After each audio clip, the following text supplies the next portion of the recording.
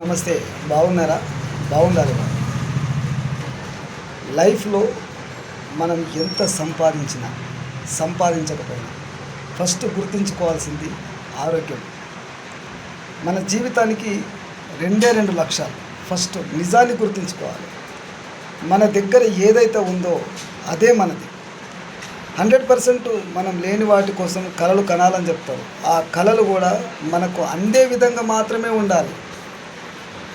అందని వాటి కోసం మనం ఆశపడి చేసే శ్రమను ఉన్నదాన్ని కూడా పోగొట్టుకోవచ్చు. అంటే అర్థం ఏంటంటే, మనకు ఏదైతే ప్రాప్తం, మనం ఎంతైతే సంపాదిస్తామో అదే మనది.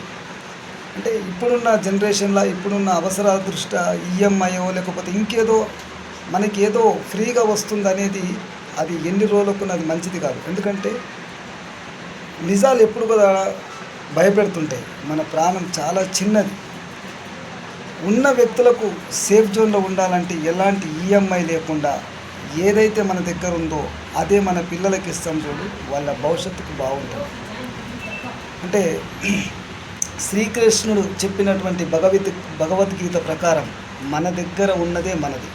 లేని వాటి కోసం ఆశపడి ఉన్న ఆరోగ్యాన్ని, ఉన్న ప్రతి జీవితాన్ని ఎప్పుడు కూడా నిర్లక్ష్యం చేసుకోవద్దు.